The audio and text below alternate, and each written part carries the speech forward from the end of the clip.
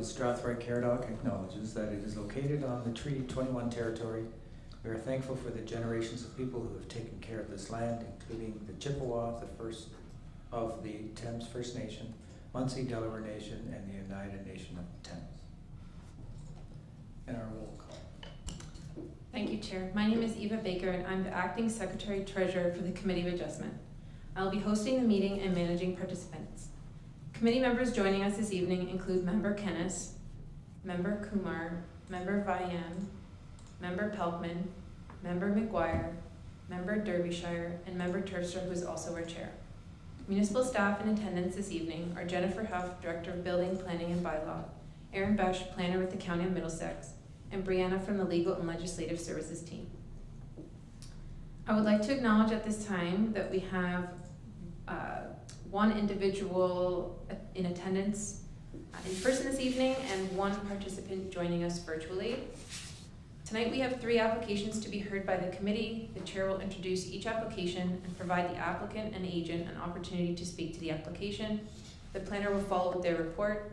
The public will then be invited to make comments or ask questions about the application. The chair will then call upon the committee to ask questions and make comments before the chair calls for a vote on the application. Once a decision is made, there is a 20-day appeal period from the date of decision for minor variances and 20 days from the date of notice of decision for consents. If anyone wishes to be notified of the decision, you can make a request today or make a written request following this meeting. For our virtual participants, please ensure your name is visible on your Zoom video, and we ask that you keep yourself muted until it is your turn to speak. Thank you. Okay, thank you, Eva. I'm looking for, first off, an approval for tonight's agenda. Frank? Seconded by Brian, thank you. And a vote on that, please. All in favor? And that passes. Is there any declaration of pecuniary interest by anyone? Seeing none. The correction or reading of the approval of the minutes. Everyone's read the minutes. Is there any corrections that need to be made? Seeing none, I'm looking for someone to approve the minutes as read. Brian, supported by Mike, and a vote on that one, and that carries. Thank you, sir. So our submissions for consideration: application for minor variance A25-2023 at 2584 Lucas Avenue, Mount Bridges. And I'm going to go to Erin for her report. Thank you, Chair. So the first application before the committee this evening is to seek relief from section 4.2.6a of the zoning bylaw to permit a 15 square meter shed in the exterior side yard of a residential property, whereas the zoning bylaw prohibits accessory structures from locating closer to the exterior side lot line than the main dwelling.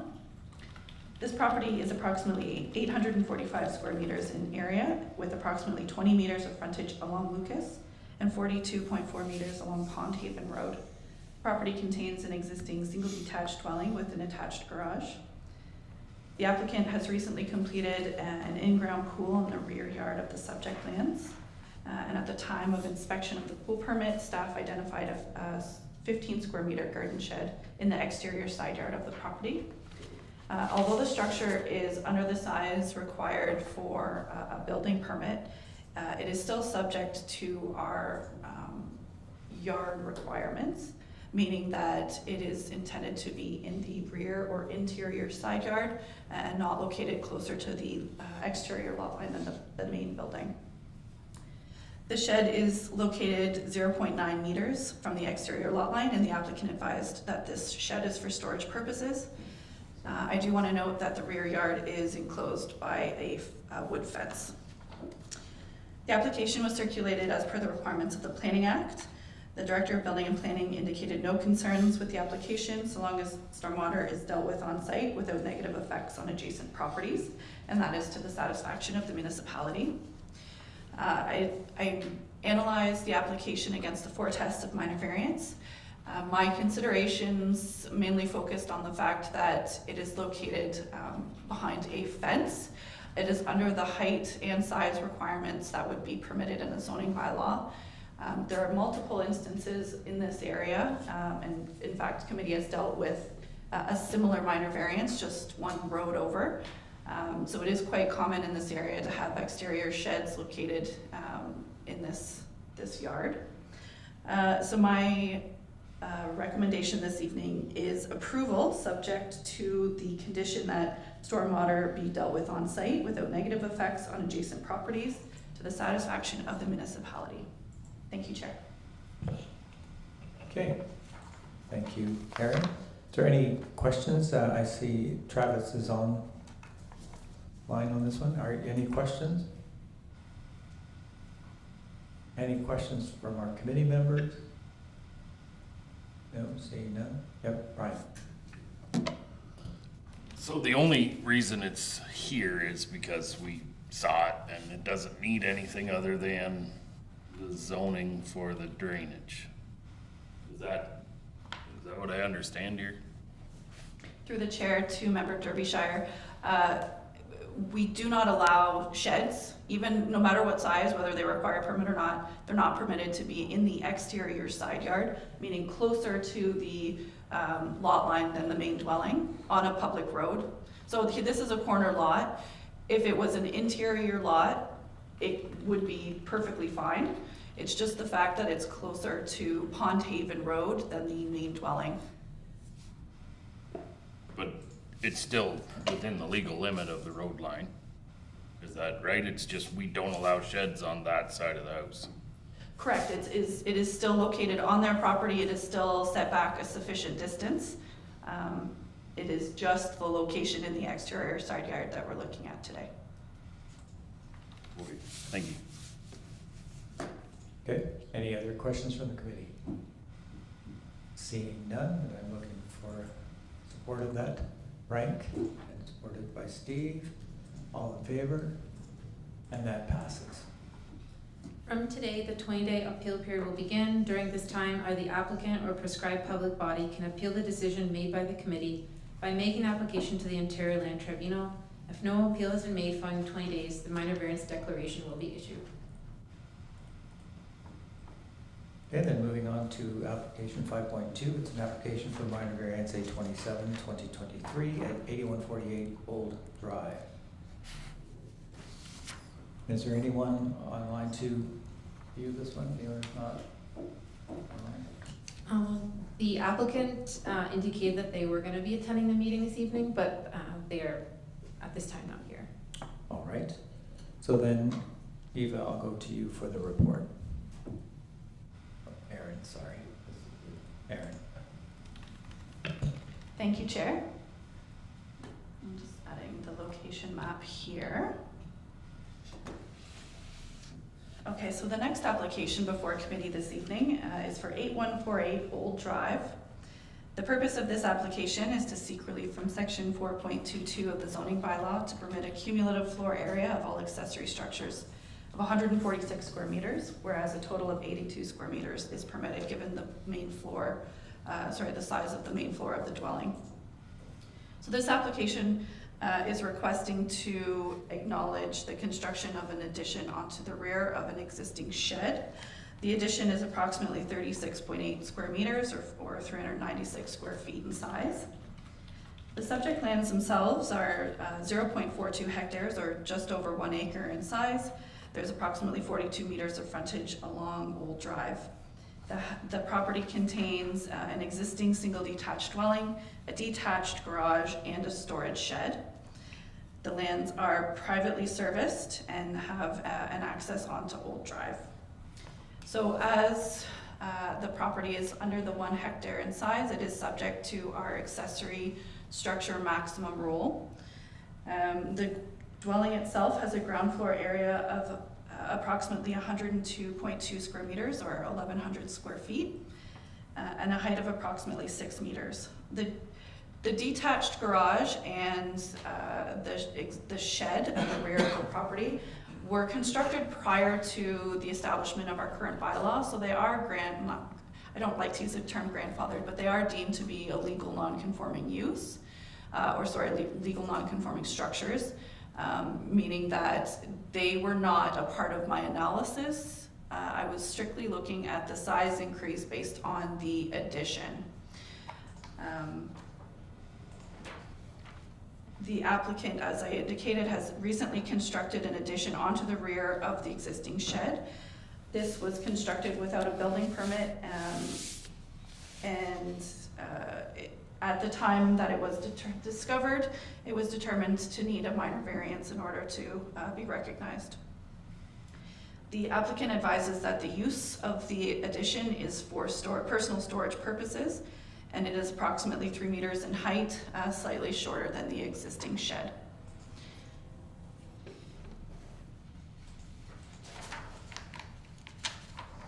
So the application was circulated as per the requirements of the Planning Act. There were no concerns received on the application. However, I did receive a comment from the St. Clair Region Conservation Authority advising that the entire property is within their regulated limits. So any development does require a permit through their conservation authority. So I did not include that as a condition of this application because as the applicant is currently going through to have a building permit issued for this addition, one of the requirements is a permit through the CA, so that is already a requirement for them. I did not receive any comments or concerns opposed to this addition. As I indicated, my analysis was built strictly around the addition of the existing shed. I did not take into consideration the fact that the 2 sheds were already over what is permitted in the zoning bylaw because they were constructed prior to the establishment of our zoning bylaw. So as the shed is expanded towards the rear, which is an agricultural property, there's trees that are somewhat buffering the view or the impact of this structure from the public right-of-way as well as neighboring properties. My analysis was that it does meet the 4 tests of minor variance. So my recommendation this evening is approval of the application. Thank you. Okay. Thank you, Erin. Any questions from the committee members on this project? No, seeing none. Then I'm looking for support for that. Steve, supported by Dean. All in favor? Good, that's approved. From today, the 20-day appeal period will begin. During this time, either the applicant or prescribed public body can appeal a decision made by the committee by making an application to the Ontario Land Tribunal. If no appeal has been made following 20 days, the minor variance declaration will be issued. Good, thank you. Then we're moving on to 5.3, which is the application for consent, B17-2023, B19-2023, application for minor variance, A26-2023, 267 and 269 Queen Street. And Gord, I see you're in the audience, the owner of the property. Erin, if I can go to you for the report. Sure, thank you, Chair. Just going to bring up my map. So I do want to go through this a little bit slowly at the beginning because there's some, it's a little bit more complicated. And I do want to just start off by saying that the aerial photo is a little bit confusing. I tried to simplify it as best as I could, but I do think that the aerial photography for Mount Bridges is a little bit skewed in this photo. So I tried to do the lot lines based on how they actually are and not as they appear in the photo itself. This is in Strathroy. This is in Strathroy, right? Yes. Did I say Mount Bridges? Yeah. I meant Strathroy, sorry. Okay. Yes, it is in Strathroy, it is on Queen Street. So the first part of this application is a severance for lot creation. So the way that the property is set up now, there are 2 linked dwellings that each have their own individual driveway. They have their individual amenity space and garden shed. The linked dwelling, they are built with a common footing or a common foundation wall. What this does is it allows structures to be located closer together than what they would generally be permitted under the zoning bylaw and the Ontario Building Code. There's additional fire rating requirements that's required, but that was all done when the applicant constructed these two homes. There is also a large accessory structure at the rear of the property. This structure was built at the same time as the two linked dwellings. And then the size of this shed was based on the cumulative size of both homes. So the reason we're doing a lot creation severance this evening, and we are doing a minor variance as well to recognize that this accessory structure is now dependent on the size of one of the dwellings, because it is intended to be kept on the property with just one of the dwellings. And we also have 2 additional consents for easement purposes. So an additional requirement for linked dwellings, if they're separated onto 2 lots, is we require an easement, or 2 easements essentially, between the homes, just based on the fact that they're so close in proximity.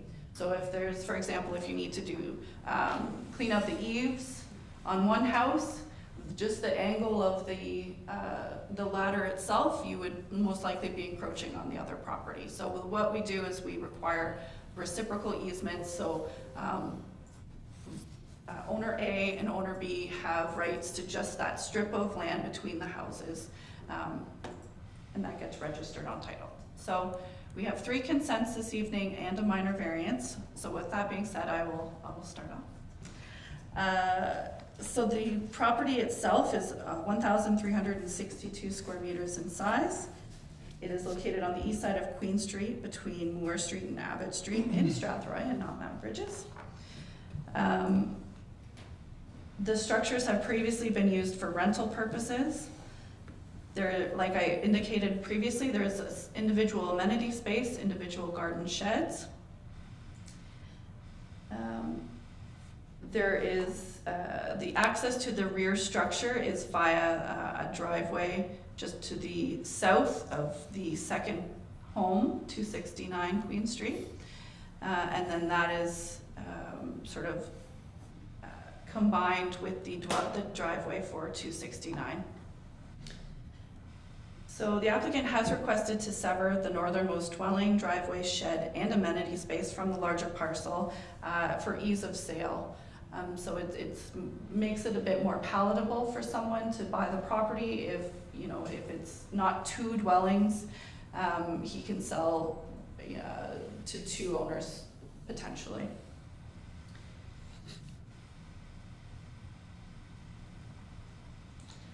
I do want to, I think that's all of my comments there. So the application was circulated as per the requirements of the Planning Act. I did receive several comments about the application. Enbridge advised that there are service lines in this area, and that if the service lines are affected by this severance, it'll be at the landowner's expense to relocate those lines. The Director of Engineering and Public Works advised that the existing entrance to 269 Queen Street is to be reduced to a maximum of 6 meters in width and constructed to meet municipal standards. So it does appear that there has been additional widening. The applicant has advised that the curb itself, when they redid this portion of Queen Street, they only widened it per the requirements of the bylaw. So that condition may be quite easy to remedy, but it is something that the engineering director wants to have as a condition. The Director of Building and Planning did advise caution with respect to the minor variance for the size of the shed or the accessory building at the rear of the property.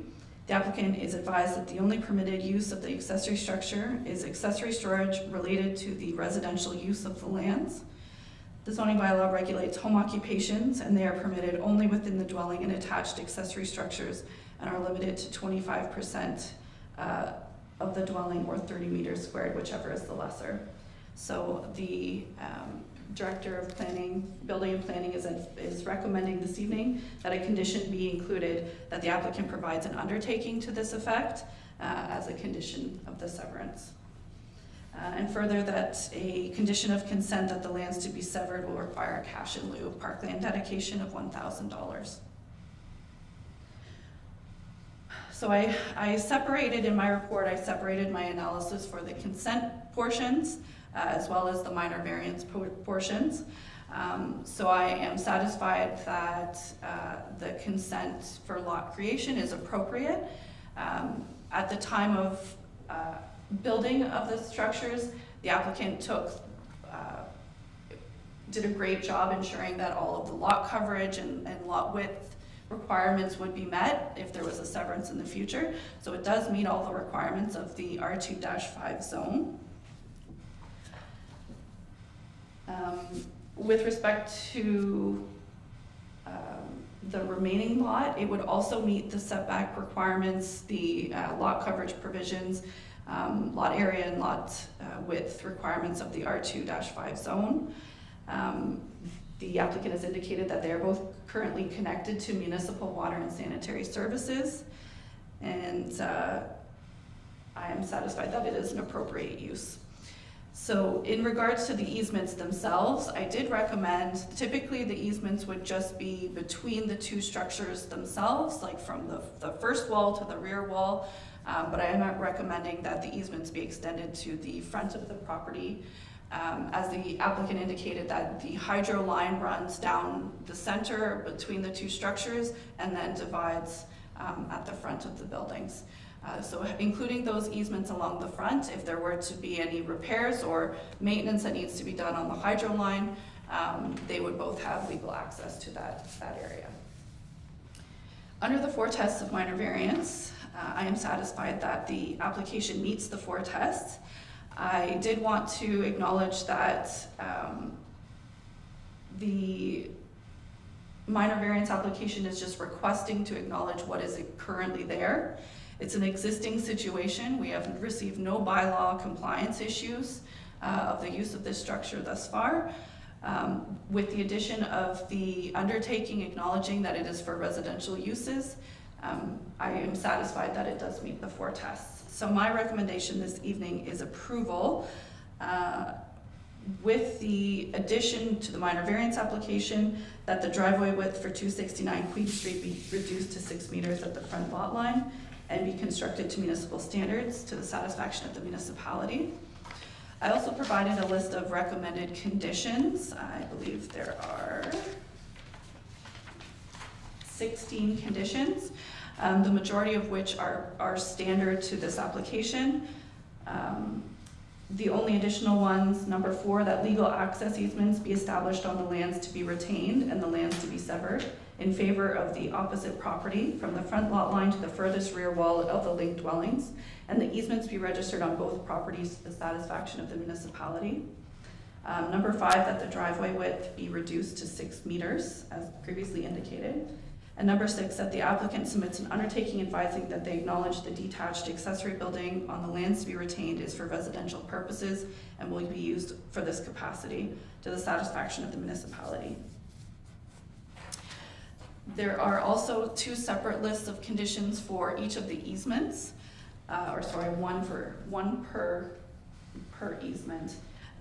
Essentially, the only additional conditions are when the applicant goes to do the survey, the reference plan, they just need to indicate the additional parts for the 2 easements. And then upon finalization of the lot, those easements would be registered on title of both properties.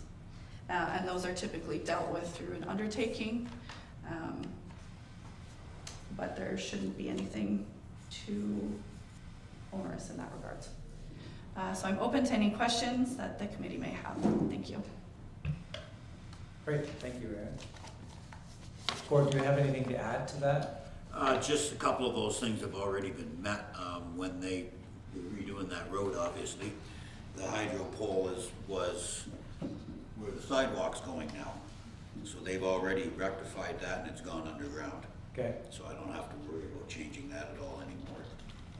The engineer, when I spoke to the guys when they were doing the curbs, I tried getting him to make it wider and he said, no, the engineer already told us we can only go to here. So that's been rectified. So other than that, no, what was the other one, water, sewer. I sat in the truck with the engineer and took pictures of all his plans and to be able to prove to you that it's all already done, Good. so. Okay, because there are a lot of conditions. A lot. Okay, any questions from committee members? Mike? Thank you, Chair. I'm in favor of everything that has been presented to us. I do have one question about condition of approval number 6. So this is on file B17-2023, item 6, which speaks to the submitting of an undertaking advising they acknowledge that the detached accessory building on the lands to be retained will be used for residential purposes. So I guess my question is that not already a requirement pursuant to the zoning? And should they try to do something commercial in it, would it not therefore be dealt with under our zoning bylaw? And if that's the case, why are we putting this condition in? It seems redundant. Thank you. We'll go to Jen with that. Thank you, Chair. Committee Member McGuire is correct that absolutely home occupations are regulated in the zoning bylaw. If we have a complaint, they are dealt with from a bylaw enforcement compliance purpose. The reason for the undertaking is simply if we get that would be available for the purchaser through the purchasing process to let them know right off the bat that there is this obligation. And so oftentimes purchasers don't reach out for copies of the zoning bylaw, they don't ask us these questions, but if they go through the process with their lawyer to get title of the documents associated with the properties, this will come out and be front and center of, to provide the notification of the expectations of the municipality, rather than following up later on when they may not have had any idea when they purchased the property. They would have seen a building and maybe just made an assumption on what could potentially be used. So that was the thinking. Happy to receive comments from the committee one way or the other on it. Thank you. Thank you, Jen. Yes, Mike? I'll just follow up with my comment, I guess, to the committee is, I'm always concerned when, if the bylaw states something and now we're trying to put it in another format, we potentially have two conflicting, if it's not worded right, and lawyers have a lovely way of reading things differently than the normal people, we potentially can end up with two conflicting documents. So I would certainly motion everything, but I'm not certain that item 6 needs to be in there. I really just prefer to let the bylaw address it, and the buyers of property should be undertaking, I know many don't, but they should be undertaking to get all of the information on the property, and if they don't, they get to have a chat with our bylaw enforcement people. Okay, thank you, Mike. Steve? Thank you, Chair. I'm of the exact opposite opinion, that I think it should be front and center and we should do everything in our power, because usually if it comes to light in the way that Committee Member McGuire says, the business is already in operation, and then it's very difficult for us to backtrack. At the end of the day, this is a residential neighborhood. It's supposed to be that way, so I think it should be front and center on the sale of the property rather than hidden in the zoning bylaw. Okay, thank you for that, Steve. Any other comments? Brian? Thank you. I guess I just had a question about the cash in lieu of for parkland. I didn't know if this was why. I just hadn't seen this before on a severance. I was kind of curious as to why it's here. Back to Jen. Through the chair to Committee Member Derbyshire, so we have a parkland dedication bylaw that requires for the creation of all new lots for residential purposes. There is a dedication of cash and a specific amount that's in the parkland dedication bylaw of $1,000 per lot. So it is, and it has been in all of the lot creation in an urban area, not in a rural area, but in an urban area, we would find them as a condition. And this is now 2 lots instead of 1 lot, right? Yeah. Any other questions? Mike? Sorry to drag this out, but just as a follow-up to that through you, Chair. So had Mr. Tugwell, when he built the homes, did them as 2 separate lots and registered them as that way, he would have paid $1,000. He would have in fact paid $2,000 per lot. So this is just making that the way it would have been had he separated the lots at the time of building, because I understand these are relatively new buildings. Through the chair to the committee member, correct, I think at the time he would have paid $800 because we did finally increase it after 20 years. And so at the time he paid $800 for the creation of 1 lot that has 2 homes on it. Now he's coming back for a subsequent severance, and now for the creation of a new lot, that's when the new fee kicks in. Good. Any further questions? No, seeing none. Gotta go back. First off, the recommendation, the application for minor variance A2623 be approved subject to that following. I need a motion for that one from Steve, seconded by Mike. All in favor? And supported. Then I need another one, the application for consent B1723 be approved subject to the following conditions, and there's a lot of them. I need a motion for that one. Frank, supported by Mr. Kumar. And the vote on that one is approved. And then I have a recommendation for application for consent for B1823 be approved subject to the following, and there's 5 conditions there. Supported by Mike, seconded by Steve. All in favor? And that one carries. And one more is the application for consent B1923 be approved subject to the following conditions, and there's more there as well. That's the long conditions. Steve supporting that one, and Frank seconds. All in favor? And that one passes. I think that's it. Thank you. Shortly following this meeting, a notice of decision will be issued, at which point the 20-day appeal period will begin. During this time, either the applicant or prescribed public body can appeal the decision made by the committee by making an application to the Ontario Land Tribunal. If no appeal has been made following the 20 days, the consent declaration and minor variance declarations will be issued. If you have any questions about completing any of the conditions or how to file an appeal, please reach out to staff following the meeting. Good. Good, thank you. The next item is any unfinished business. Seeing none. Number 7, any inquiries by members? Also none.